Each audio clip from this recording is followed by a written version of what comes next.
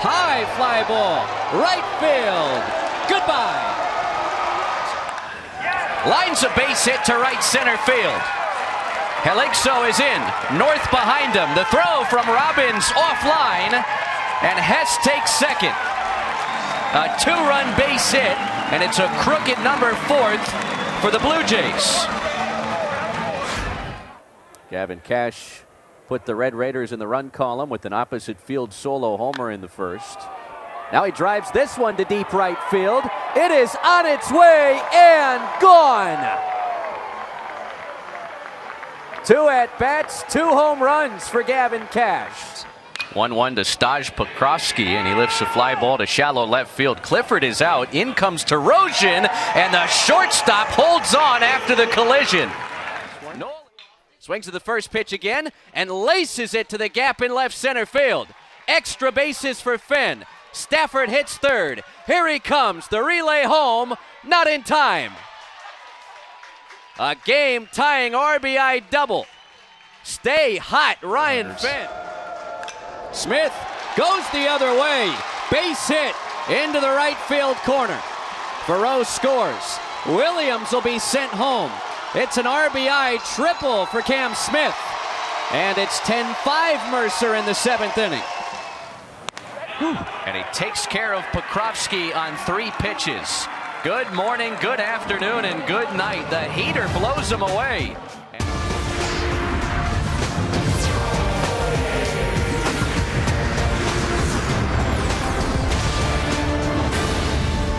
College baseball on FS1 comes your way from Charles Schwab Field in Omaha. Tonight, we lift the lid off a 3-game series in the Big East as the Creighton Blue Jays welcome in the Seton Hall Pirates. Right on the cusp of the college baseball postseason, this is where every team wants to be when it's all said and done. With former college pitcher Rob Sims, I'm Chris Sylvester. Seton Hall, Creighton, 2 teams that have been decimated by injuries throughout the season, but hoping to finish strong, and both have been led by catalysts in the top third of their batting order. Hi, everybody. It is great to have you with us alongside the former Seminole standout, Brandon Reichert, Chris Sylvester on hand. Emily Peters will join us shortly. Well, last night's series opener was all about offense. These teams combined for 33 runs, 24 of them from Virginia Tech. Glad you're with us. Chris Sylvester with the former Mustang hurler Shannon Stevens. We've got the series finale on Saturday, and it is a giveaway day here at Baggett Stadium. 1 o'clock, first 1,500 fans or so will get these reusable utensils. Yes, a unique gift. And if you lose your utensils, you might be able to put your glasses in here. Yes. It's like how great is that? Inning number 6, 1-run lead for the Creighton Blue Jays, and you see that goose egg in the error column for Creighton. That has become a constant under Ed Service in his 21 seasons as the Blue Jay head coach. Since he took over in 2004, Creighton has committed the fewest errors in college baseball. 4 times they finished first in Division I in fielding percentage and best in the Big East defensively this year. Nothing like some sweet treats in baseball. Florida State wrapping up a 5-game homestand, trailing Mercer 1-0 to the home half of the 3rd. Drew Farrow faces Wesley Franklin, who's done a nice job to stymie the Seminole Bats in his first 2 frames. Farrow, the second baseman for Florida State, hitting .311 in his first season with the Seminoles.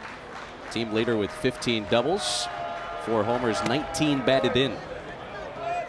Yeah, and Florida State's only switch hitter, Drew Farrow. So an All-American last season at UCF. He's a Tallahassee native back at home with hits in 5 of his last 6 games. Seminoles have had a leadoff base runner in each of the first 2 innings, but haven't been able to cash in. Yeah, both of their hits, leadoff singles for the inning, and immediately next batter grounding the ball to shortstop. So tell you what, got to give Wesley Franklin the tip of the cap. He's been really, really good at keeping these hitters off balance. That smoked and through the wickets of Fry, the shortstop, into center field. They'll give him a base hit. And so 3 straight innings, Florida State has had a leadoff base runner. I'll tell you what, that ball's hit 107 miles an hour off the bat. That was just hot and too hot to handle.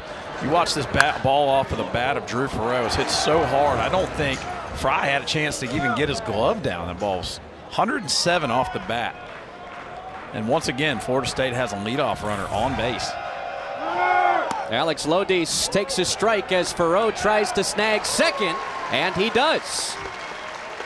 Well, Drew Farreau now 7 for 7 in stolen base attempts. And the Seminoles make sure that leadoff base runner gets to second base before an out's recorded here in the third. Drew Farreau following in the footsteps of his dad who played here. Also a very, very potent base runner, very fast. You see Drew making a little move like he might have wanted to steal third right there too. 0-2 on the shortstop Lodis. Florida State, how about their efficiency in stealing bases? Now 41 stolen bags as a team. They've only attempted 45 stolen bases. And I'll tell you what, base running is one of those parts of the baseball game that seems to get overlooked so much. And I'll tell you what, that has been one of the most drastic improvements Florida State's made. And you look at the offense, you look at the pitching and the defense, everything's really gotten better. But the base running just jumps off the page at you. Well, Farreau had taken off to third base on that 2-strike delivery. Lodis, another first-year Seminole, transfer from North Florida, where he was a freshman All-American last year. And at .306 with 16 homers and 63 batted in his first college season. 2 balls, 2 strikes. After Lodis, back to the top of the order, Max Williams waits on deck for the Seminoles. Yeah, Lodis has that ability to put the ball out of any part of this ballpark. He's got a lot of power in that small frame. And he homered here last Tuesday in the rivalry win over Florida. Oh my! I don't know where he was trying to throw that thing. It winds up in right center field, and Farreau's at third with nobody out. Whoops. Yeah, Wesley Franklin turned to pick Drew Farreau off, trying to keep him close to the bat, which you have to do, but nobody was at second base, and I don't know if he just couldn't hold on to the ball.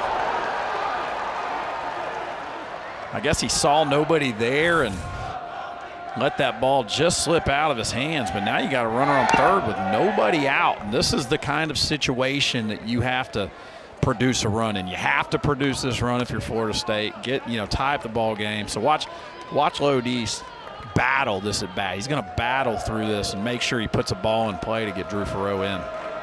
Infield at normal depth. They will trade the out for the run. Another foul ball comes off the bat of Lodis. You got to have a good 2-strike approach. You got to expand your zone a little bit. Try to keep making contact. Try to keep fighting. And anytime you get a runner on third base, it gets to me. It just felt a little easier as a hitter. You can kind of, because your goal here is just to drive a baseball. If you hit a hard fly ball into the outfield, you get a run. You hit a hard ground ball up the middle, you get a run. Lodis hitting .312 with men in scoring position this season, and fouls back to 3-2. Lodis fouling these balls off, working the count. This is the kind of at bat you'd love to see from your 9-hole hitter, man. Just no outs. You got to roll the lineup, find a way on a bag, fight through this at bat, find a way on a bag. If you can get the run in, great, but find your way on that base path. On the 10th pitch, deep left field. Prince, it's over his head. A one-hopper up against the wall. And Lodis on a run-scoring double has tied the game at 1 in the third.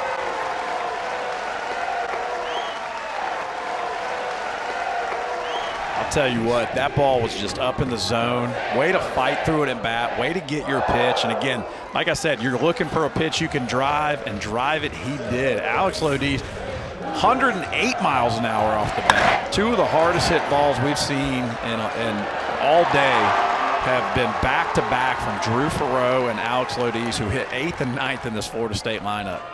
Yeah, there are no soft spots in the starting 9 for the Seminoles. Now Williams rolls a base hit to right center. Here comes Lodis, and the Seminoles have a 2-1 lead. 3 straight hits open up the home half of the third. Yeah, Wesley Franklin, who's been so efficient up until this point, just did such a good job of being able to get that ball down. He's been able to have a little bit of sink on that fastball, throwing the changeup, mixing up his speeds, able to locate. Right now struggling to find, keep the ball down in the zone. These balls are starting to get a little higher, which means it's losing sink. And if you keep it up in the zone on this offense, man, you're gonna have some hard to hit balls. So Wesley Franklin, the Mercer starting pitcher, who allowed leadoff hits in the first 2 innings, but escaped unscathed, has allowed a couple of singles and a double to start the 3rd. And now Mercer trails for the first time tonight. This is Tanner Gordon in his first season as the Bears pitching coach. Spent last year at VCU. And back on staff where he helped this program to a regional back in 2015. Mercer's been to 4 regionals in their Division I baseball history, most recently 2019. Yeah, Coach Gibson's done an incredible job. With the coaching carousel and everybody moving around these days, Coach Gibson's been a staple at Mercer, 20 years, and has done a great job with recruiting, done a great job hiring coaches, and done a phenomenal job coaching some of these kids up, man. He's done amazing things there. This is Cam Smith for Florida State, and takes a fastball on the outside for a called strike. Smith rolled out to shortstop his only time, trying to extend his on-base streak, which currently sits at 45 games.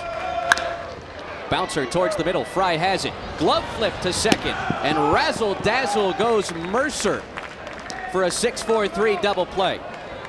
That was a really cool play the second baseman made right there, man. I'm sorry, the shortstop. Fry gets the ball up the middle. Cam Smith hits a pretty good ball up the middle. Fry glove flips to the second baseman for a quick out, and they were able to turn the double play on Cam Smith, who's been really fast this year with his running. So Mercer quickly out of it, three straight hits and then double play. That's a pitcher's best friend right there. Second double play turned by the Mercer infield tonight. A 0-1 to Tibbs. And it's 0-2. James Tibbs rolled over to first base his first time tonight. 58 RBIs, tied for tops in America. Also a top 10 in batting average. Draft eligible this summer, and that stock continues to rise. Yeah, James Tibbs, he has just turned himself into a great hitter each and every year. You see right there, fastball sneaks by him for the strikeout. But he's been great every year. First strikeout of the night for Wesley Franklin, but the Seminoles get 2. And Florida State has a 2-1 lead as we head to the 4th.